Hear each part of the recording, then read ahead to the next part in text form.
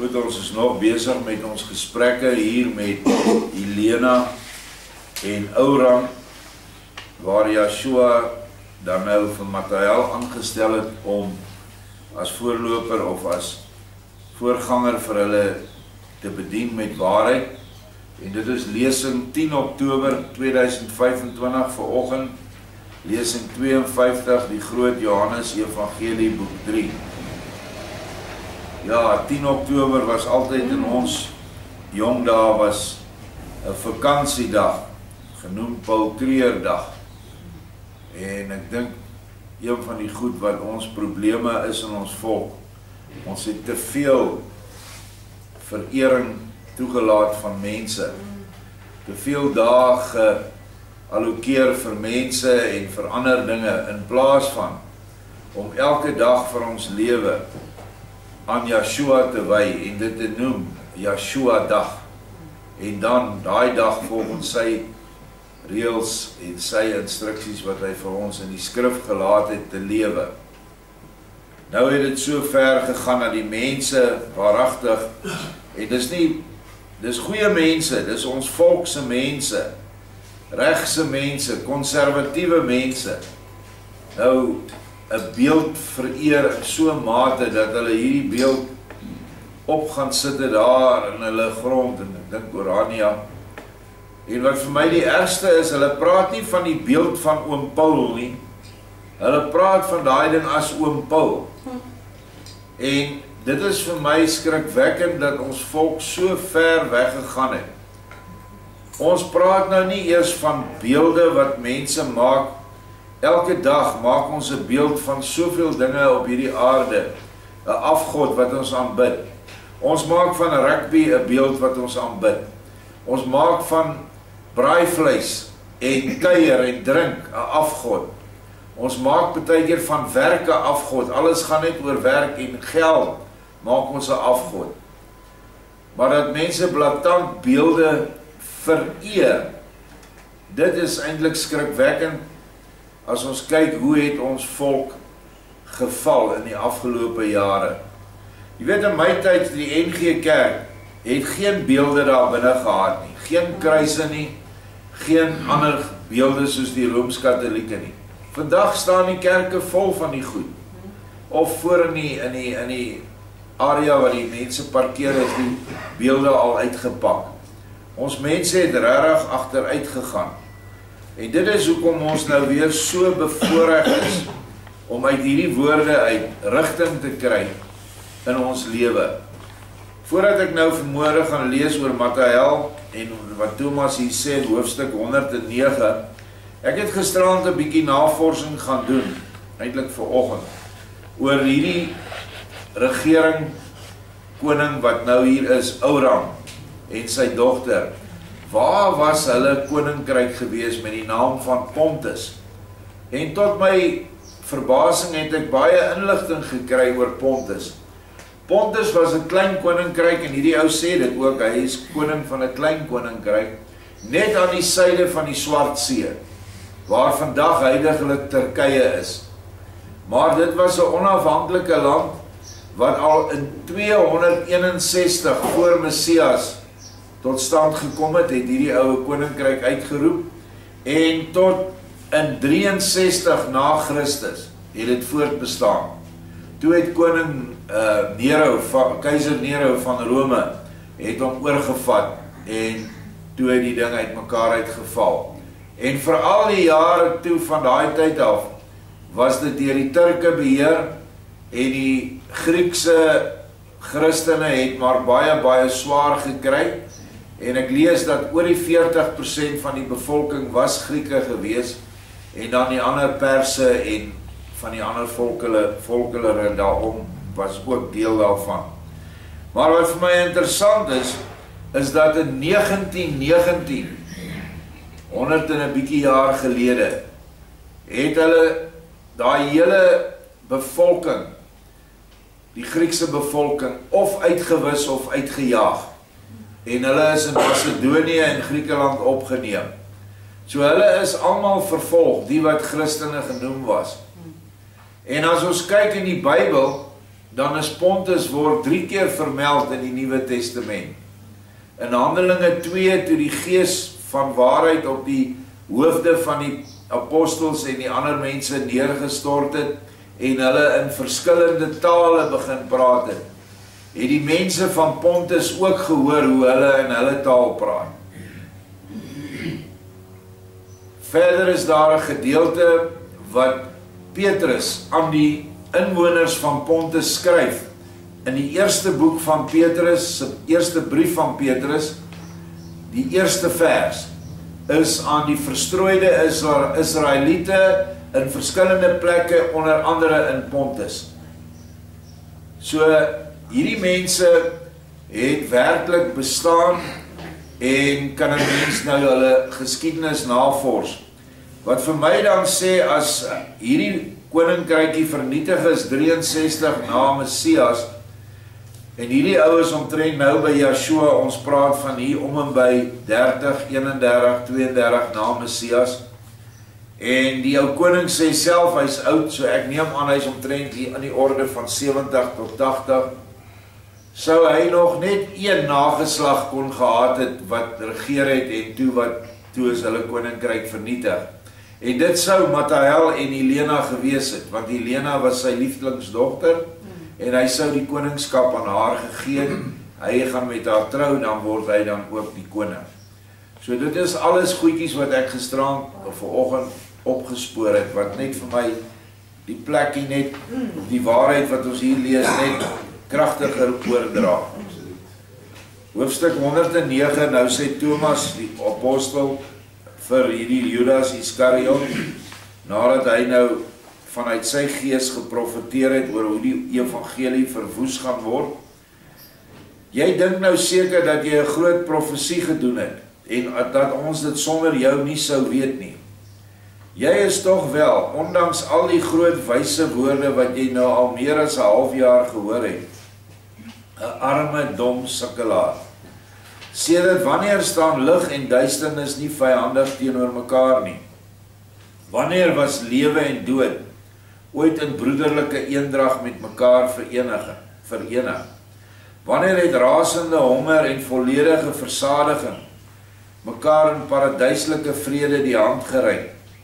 Dwaas, dit spreek tog vanself, dat as van hieruit die grootste en helderste lig uit die hemel in die dik aardse duisternis sal dring, dit nie sonder teewerking sal gaan nie.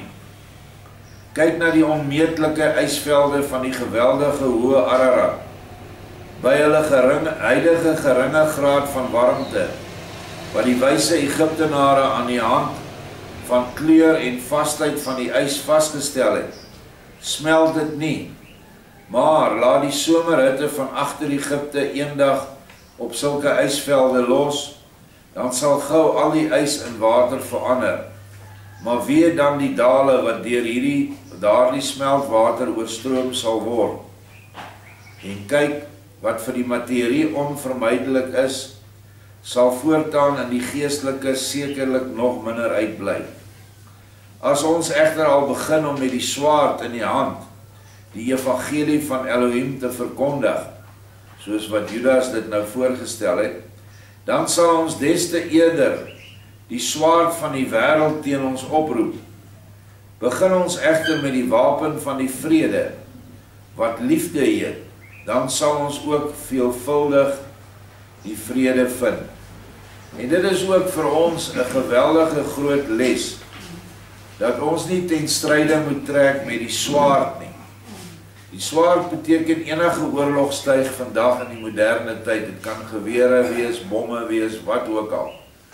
Ons moet hierdie evangelie met vrede in ons hart, wat gelykstaande aan liefde is, moet ons dit oordra. En as die ou dit nie wil hê nie, gaan verby. Niemand kan gedwing word nie. Jy kan nie deur 'n heerser of 'n militêre hoof wat jou gaan doodmaak as jy nie hierdie evangelie aanvaar, gaan dit vir jou niks beteken nie. Jy gaan nie in die koninkryk van die hemel inkom nie, want jy het nie die liefde daarvoor gehad nie, maar wel vrees, en dit tel by Vader niks. dat so 'n hemelse gawe nader aan oorloë en allerlei stryd sal teweegbring, solank die stoffelike wêreld ten gevolge van die goddelike orde moet bly wat dit altyd was, nog is en ook sal wees en bly, is iets van selfsprekends en dit hoef nie geprofeteer te word nie.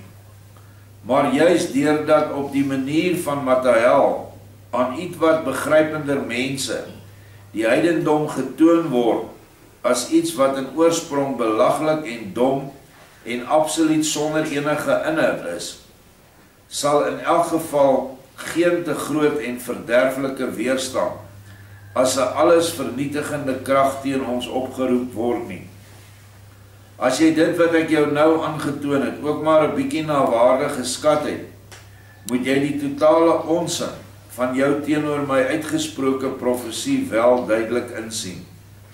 Nou, Thomas is geskiedenis, hy het hierdie Judas Iskariot aangebring by die Yeshua, en hy is die een wat hom die ergste kritiseer ook, hy vat hom nogal vas. Inteendeel, jy lei uit die woorde van Yeshua af, dat hulle mekaar al met die vuiste bygekom het, oor verskille. Nou sê Judas Iskariot, ja, jy is altyd die wyse Thomas, en alles wat ek sê, moet dom wees. Jy het natuurlik gelyk, maar dit erg my, dat ek nooit gelyk kan hê nie.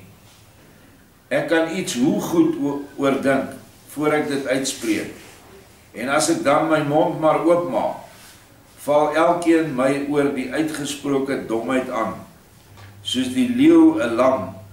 Ja, daarvan sou jy dan tog van ergernis, soos 'n opgeblaase boompadda, uit jou vel kon spring. Maar van nou af aan sal ek geen woord meer sê nie, maar stom wees soos 'n stuk hout. Dan sal julle tog niks oor my te sê hê nie.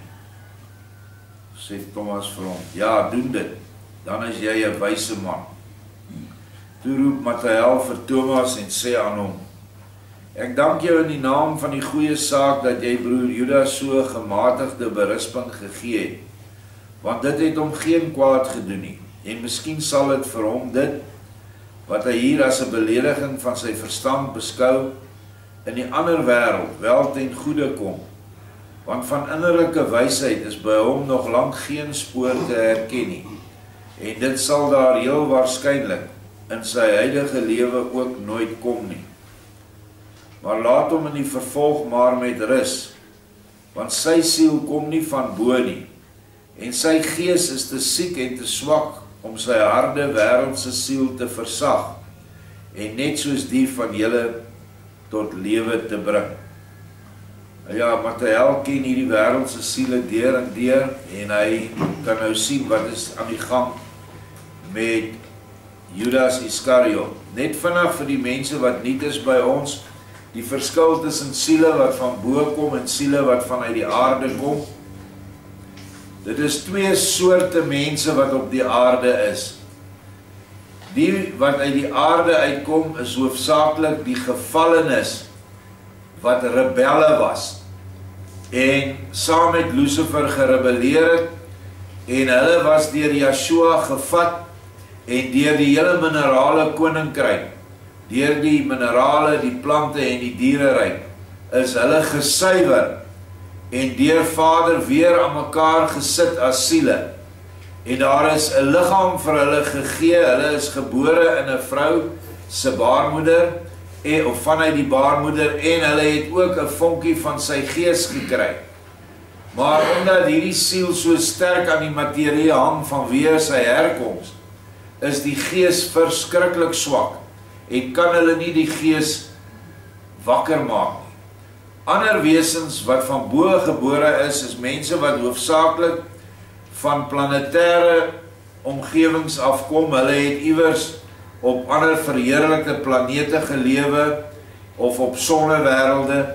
Hulle was ook betrokke in die val, maar hulle was nie rebelle nie. Hulle het nie teen Vader opgetree nie, hulle het nog vasgehou wat hulle gehad het. Maar hulle was in hierdie geweldige geestesoorlog betrokke wat oneindige triljoene, miljoene jare geduur het. en hulle het op verskillende planete gewoon afhangende van die rypheid van hulle siele. En hierdie wesens het self besluit om na die aarde toe te kom, weens die feit dat hulle gehoor het, as jy aarde toe kom, en jy lewe 'n verskriklike, swaar en moeilike lewe, dan kry jy kans om weg te kom uit hierdie materiële ryke waar ons nou is, en ons kan in die Vaderhuis kom. Ons kan kinders word. Nie net meer knegte en dienaars nie, maar kinders van die Almagtige Vader. En hulle besluit dan om aarde toe te kom. En saam met hulle en die engele word besluit in watter familie hulle graag wil gaan. So as jy van bo gebore is, moenie kerm oor jou ma en pa nie. Jy het gekies om daarin te gaan. Selfs as jy vanuit die aarde gebore is, kan jy ook nie kerm nie, want jy was in die beste ooreenkomstige ouerpaar geplaas wat daar op aarde vir jou was, deur die Hemelse Vader wat alles weet. So ons is absoluut deur sy leiding, het ons hierdie lewe gekry wat ons nou het ons ouers gekry wat ons nou het ons kinders gekry wat ons nou het. En dit hang af of ons 'n sukses met daai kindersiel gaan maak, en of ons die kindersiel in die verderf lei deur swak ouerlike leiding. Want baie van kinders wat vandag in tronke beland, hier so 18, 19, 20, die ouers is die skuld. Nie die kind nie. Die kind, ja, gedeeltelik, maar die ouers dra die grootste skuld, want hulle het hom nie gedissiplineer nie. So, ons het almal 'n ontsettende groot verantwoordelikheid ten opsigte van ons eie siele en ten opsigte van die siele wat ons groot gemaak het en wat ons nou gaan groot maak of groot gemaak het as ons al kinders het wat groot is. Maar laat hom in die vervolg met rus, vers 11, want sy siel kom nie van bo nie en sy gees is te siek en te swak om sy harde wêreldse siel te versag en net soos die van julle tot lewe te bring. Ek herhaal hierdie vers, want so is baie van ons mense wat hier by ons is, waarmee ons te doen het, is vanuit die aarde. Maar die wonderlike nuus is, dat Yeshua vir hulle die pad oopgemaak het na die koninkryk toe. Met sy liggaam het hy 'n brug gebou vanuit die bose, vanuit die materiële, na die hemelse lig.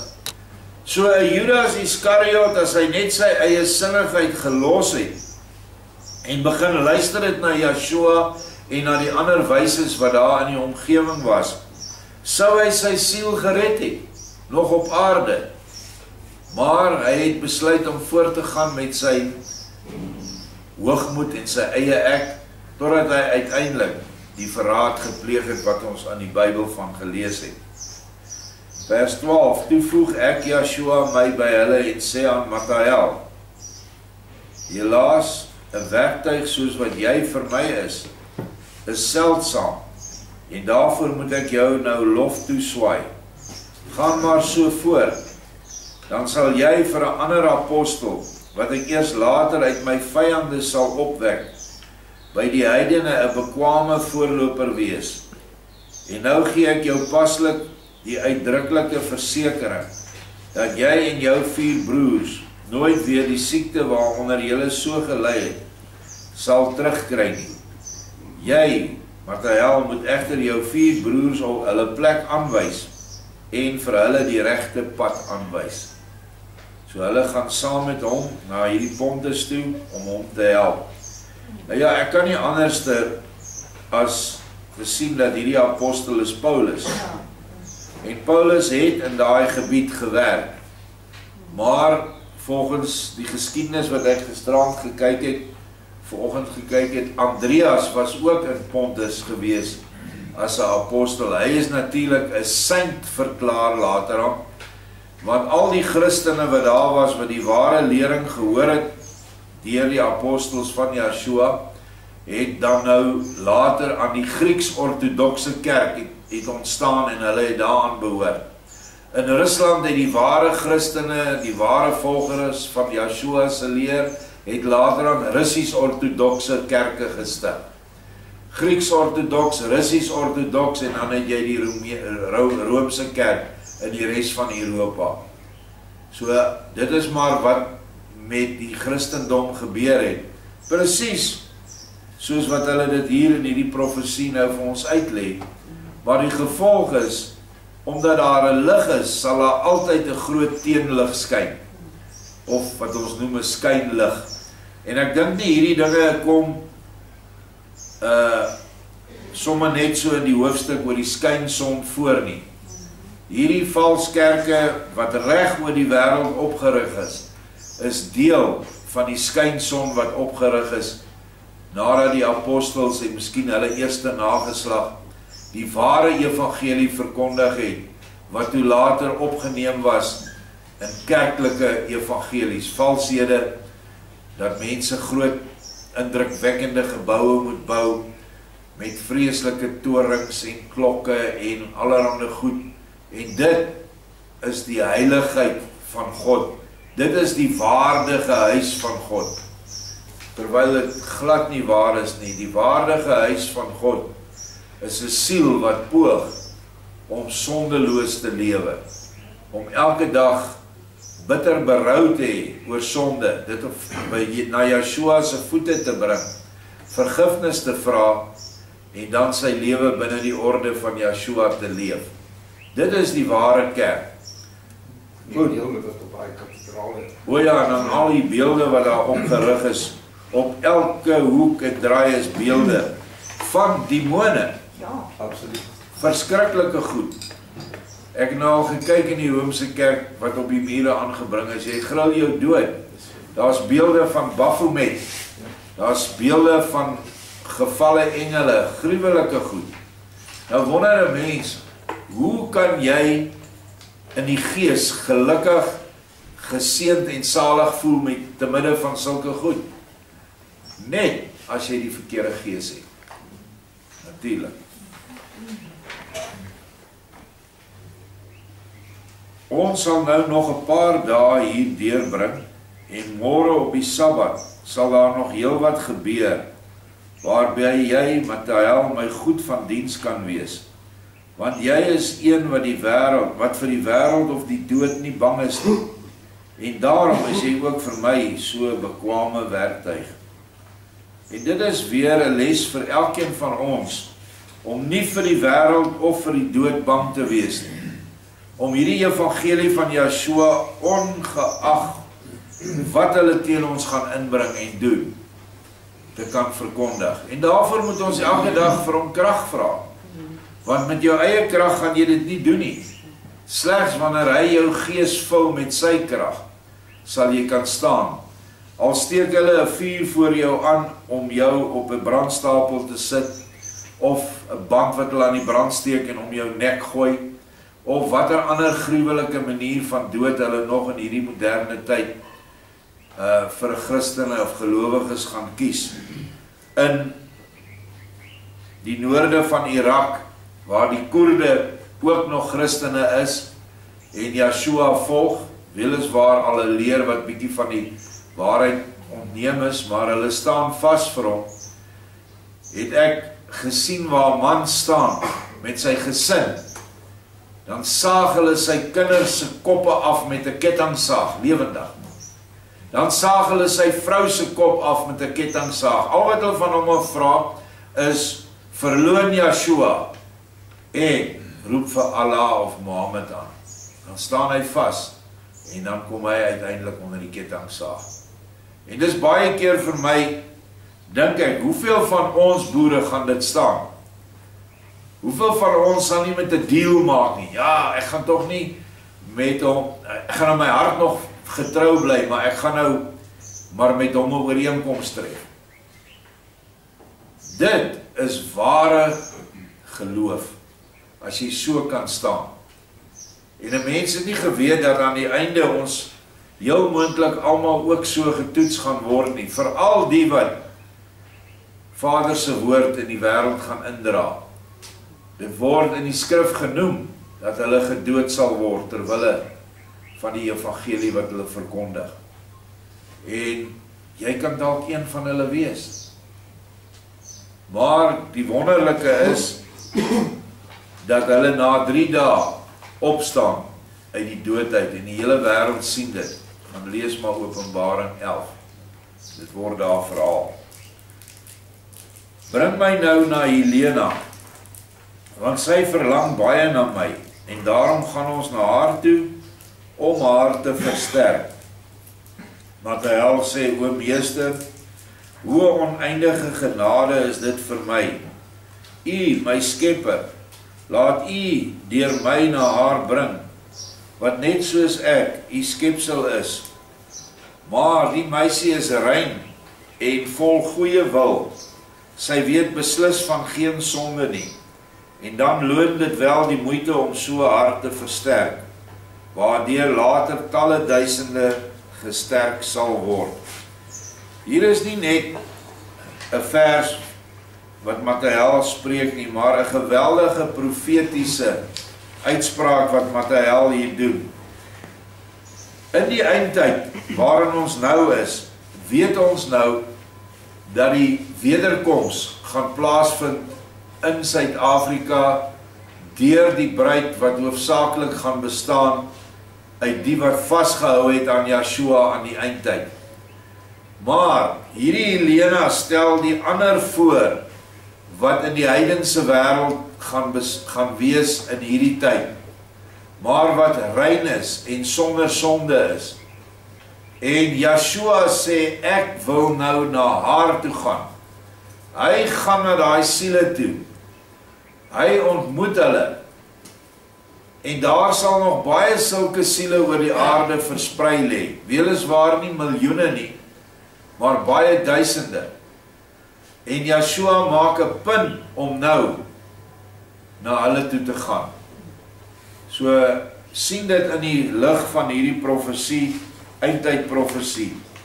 En daarom is die volgende hoofstuk 110 se naam, die soeke na God Elohim. Na hierdie woorde gaan ek, Nathanael en Jara, wat voortdurend by my bly, na Helena en haar vader Koram. Nou ja, wie het ons gesien is Jara in die vorige openbarings? Jara stel die bruid voor. En dit is die bruid wat in Suid-Afrika is, sal dan na hierdie toekomstige bruidsiele, want onthou die vrou wys altyd heen na die siel, want die siel is vroulik. En hulle gaan nou saam met Yeshua na Helena toe.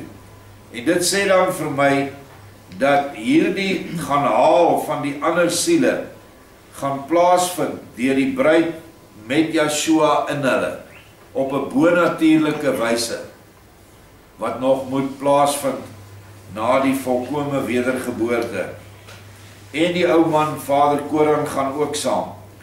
As Helena my na haar toe sien aankom, bars sy in vreugde trane uit en sê na 'n tydjie, ek twyfel al baie daaraan, of my die barmhartigheid ten deel sou val, om u, die meester van my lewe, by my te sien, en met u te praat, maar nou is alles reg, want u, wat my hart en my verstand pas hier so oneindig wonderbaarlik leer ken het self na my toe gekom. Let wel nie deur 'n pastoor, 'n priester, 'n dominee of wat ook al se godsgeleerde nie. Yeshua kom self na jou toe, as jou hart Helena se liefde bereik het.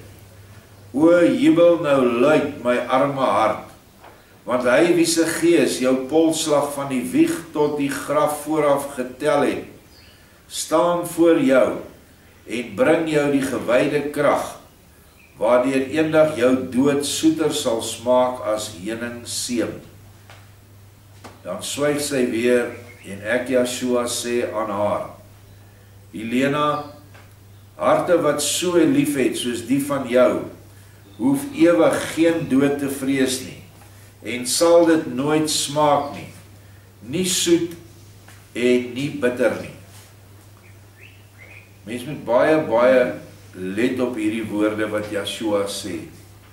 As 'n hart hom so ontsettend lief het, maak nie saak of sy nog tot op daai oomblik 'n heiden was nie. Dit tel niks. Haar hart het Yeshua herken en nou absoluut alles oorhandig aan hom. Hier is nie sprake van iemand wat baie kennis oor die Bybel gehad het nie. Hier is nie sprake van iemand wat die wet nou geset uitvoer nie en niks sonde doen in sy eie oë nie. Net liefde vir Yeshua. Ons moet dit baie, baie duidelik verstaan. En ek dink dit is een van die redes hoekom hierdie woorde, hierdie nuwe openbaring nie aangegryp word deur ons volk nie. Want hulle te veel ander dinge wat hulle hoor ag as Yeshua. Wat hulle in hulle eie denke dink, hulle is baie, baie heilig. En hulle moet eintlik aan die aarde vashou, anders te vlieg hulle reguit hemel toe.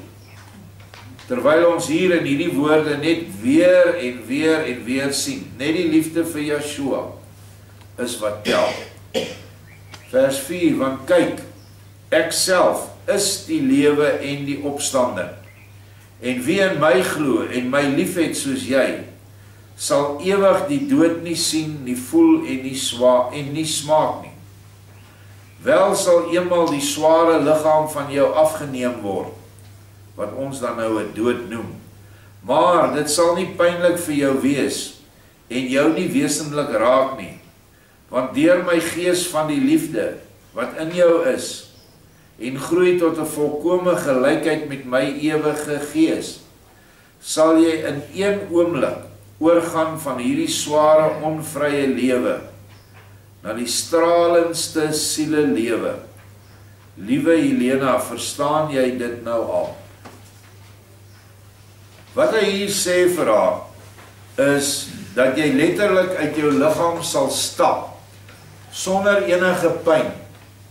Dit sal ook nie gebeur met 'n kop-aan-kop ongeluk, of 'n ou wat jou met 'n geweer doodskiet, of wat ook al nie.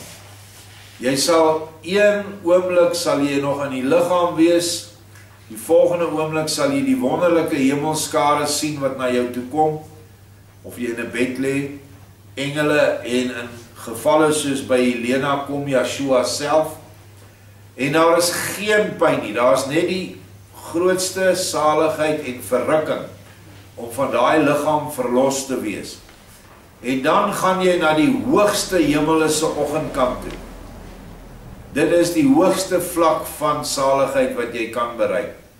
Ander mense wat doodgaan, sal dit ook nie so hard ervaar nie, maar daar is nog, onder die hoogste hemelryk, is daar nog 2 ander hemelryke, wat baie minder saligheid het, maar wat nog nie die hel is nie, wat deel vorm van wat Yeshua sê, die huis van my Vader het baie wonings. Maar as jy Yeshua so lief het, sal jy dadelik na hierdie hoogste hemele toe gaan. En dit is iets om na uit te sien. Dit is iets om te sê, dankie, dankie Yeshua, dat U die opstanding is. Niemand anders dan nie, niks anders dan kennis, Bybel, wet, menseleerstellings, kerke, wat mense trou aan sweer nie. Niks is die opstanding behalwe Yeshua nie. En elkeen van ons wat hier sit, weet jy moet doodgaan. Jy gaan dit nie verby dit kom nie. Nou hoekom sal jy dan nie Yeshua aanneem met jou hele hart, siel en verstand nie? Net 'n dwaas sal dit nie doen nie. Maar Helena kan deur ontroering geen woord uitkry nie en huil, terwyl haar hart hom in 'n staat van hoogste verrukking bevind. Dit duur geruime tyd en nog steeds is Helena so ontroer van vreugde, omdat ek, Yeshua, na haar toe gekom het, dat trane van vreugde haar die spraak belet, sodat sy verder wil gaan, sodra sy verder wil gaan om my te bedank. Ek, Yeshua, sê toe weer aan haar, liewe dogter, sê maar niks, want die taal van jou hart is vir my baie beter as die mooiste woorde. En dit is die wonderlike van hierdie liefde wat ons vir Yeshua moet hê. Dit hoef nie aan die wêreld uitgesaai te word nie. Dit moet net in jou hart, in die stilte van jou hart, moet jy met hom kommunikeer, moet jy met hom 'n verhouding aangaan en moet hom lief hê. Dit is nie 'n show business nie. Nie 'n ander woord daarvoor nie. Want sien, daar is nou reeds hulle op aarde en hulle sal in die toekoms meer word. Maar wat aan my sal sê, Meester, Meester of Here, Here, en ek sal hulle dan antwoord, waarom roep julle, vreemdelinge?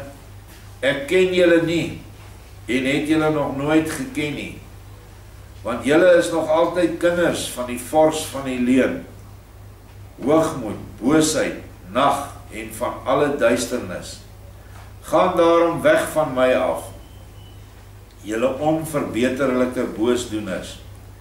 En ek sê vir jou, dat by hulle dan baie gehuil en tande geknars sal wees.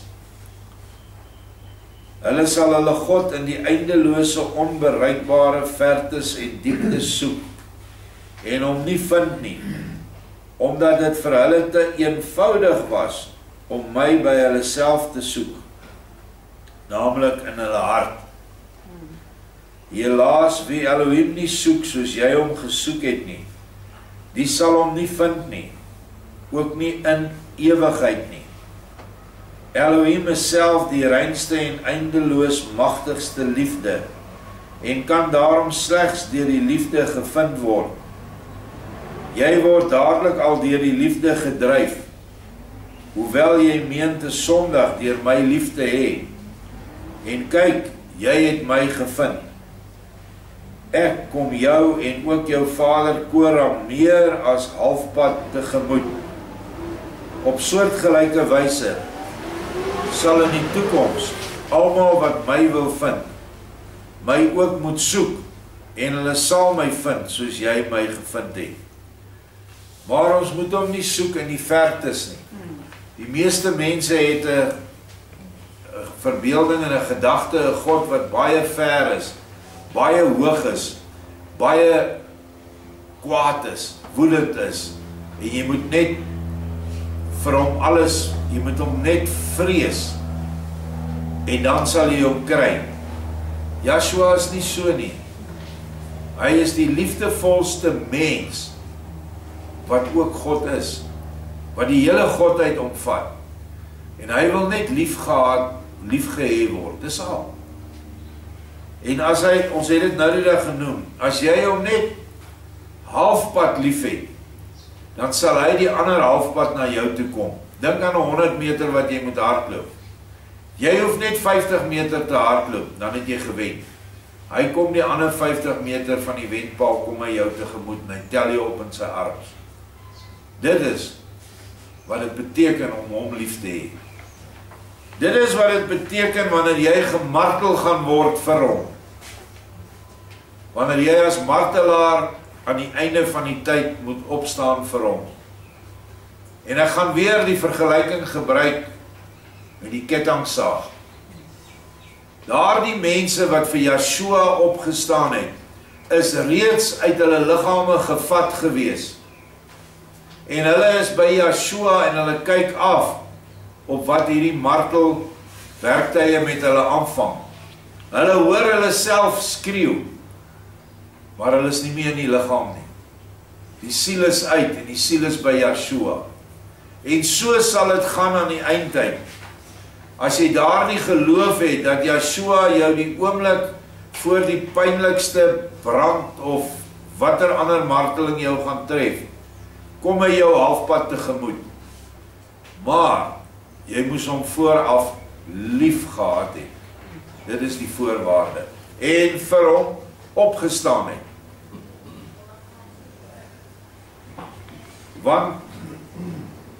Maar wie my met hulle hoogmoedige verstand sal soek, sal my in ewigheid nie vind nie. Want wie my met die verstand soek, lyk na 'n mens wat 'n huis koop, waarvan hy hoor dat daaronder 'n groot skat verborge lê. Nou ja, dit is jou eie innerlike huis, en daar lê 'n groot skat verborge, en dis Joshua. Toe die huis syne is, begin hy daaronder nou eers hier dan weer daar te grawe, maar hy span hom nie werklik in nie. Grawe slegs oppervlakkig en vind daarom die skat wat diep begrawe lê nie.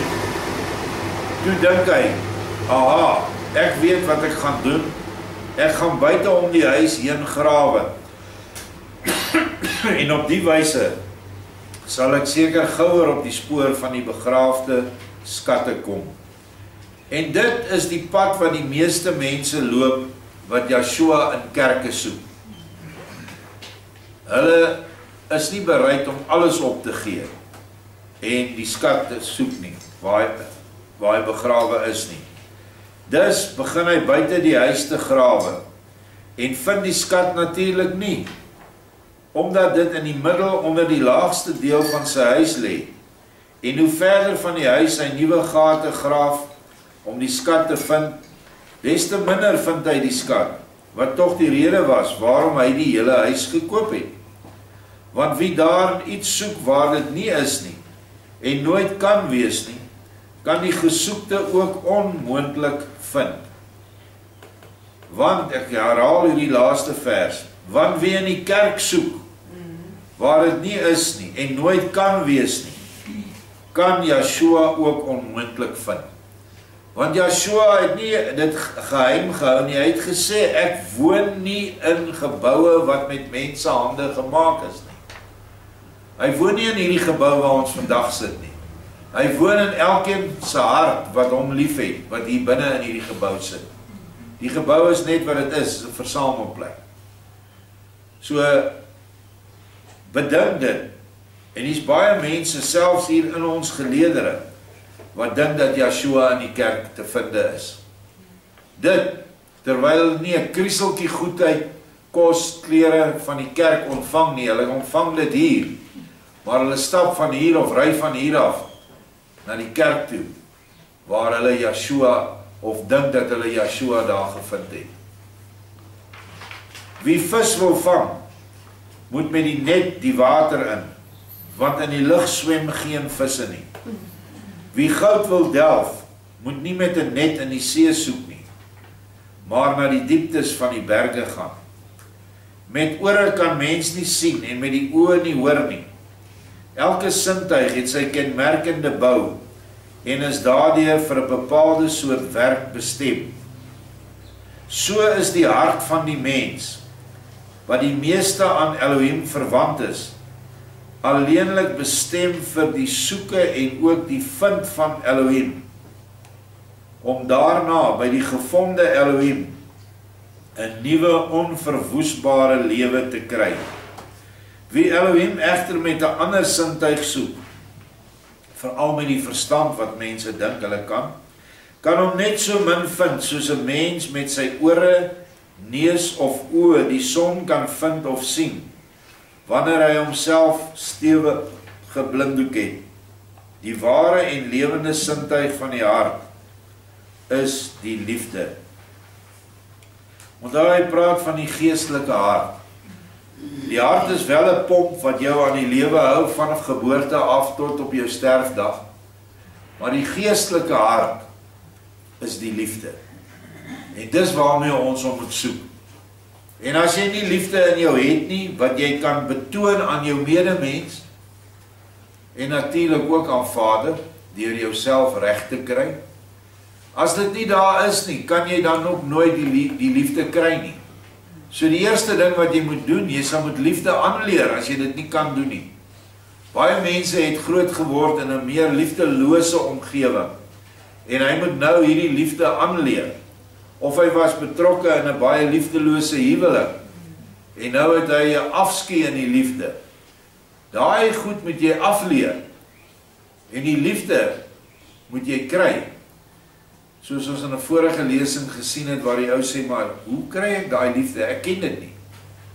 Toe sê Joshua van, onthou jy, toe jy klein was, het jy so liefde van jou ouers ervaar. Toe sê, o, is dit wat ek moet kry? Ja, presies daai gevoel. Wie hierdie innerlike lewenssintuig op die regte manier opwek, en daarmee Elohim gaan soek, sal Elohim God net so seker en sigbaar vind, soos wat enige mens, tensy hy volledig blind is, met sy oog die son vind en sy skynende vorm sien. Wie 'n wyse woord wil hoor, moet sy ore nie toestop en met sy oë wil hoor nie. Want die oog sien wel die lig van al die verligte forme, maar die meer geestelike vorm van die woord is nie sigbaar nie, en is slegs maar met die ore te hoor. Verstaan julle dit alles goed? So ek dink hy het dit baie duidelik hier gegee vir ons, is dat vanmôre het jy eintlik 'n voorreg gehad om met jou oë en jou ore te sien en te luister wat nodig is om in die hoogste hemele te kom. Wat 'n geweldige voorreg is. Want meeste mense wat vandag in die Christelike denominasie sit, gaan in 'n hemeltoestand beland wat nie baie lekker gaan wees nie, waar hulle baie hard sal moet werk, hard in hulle innerlike sal moet delf, soos wat hy hier sê, om daai skat te soek, maar hulle sal geen leiding hê, behalwe, ek praat van leiding, L-E-I, vanuit hulle eie siele uit. Want engele kan nie op hulle wil inwerk nie. Al wat ons kan doen is op siele wat gesterf het, kan ons wat nou hier is, kan vir hulle bid. En kan vir hulle vertel van Yeshua. Al doen jy dit in die stilte van jou hart, as jy 'n ma of 'n pa het wat jy weet, hulle was van die pad af toe hulle op die aarde was. Praat met hulle, want hulle kan 'n liefdesroep hoor. Dit word nie geskei deur die dood of die geestesweer aan die ander kant, is nie ontoeganklik vir liefde nie. Slegs liefde, ons mag nie ander kommunikasies maak, soos na waarsêers of fortuinvertellers te gaan, en sê, hoorie, ek wil asseblief met my ouma praat. Dan gooi sy 'n klomp teeblare en kristalle daar rond, en dan sê sy, right, jou ouma is nou hier.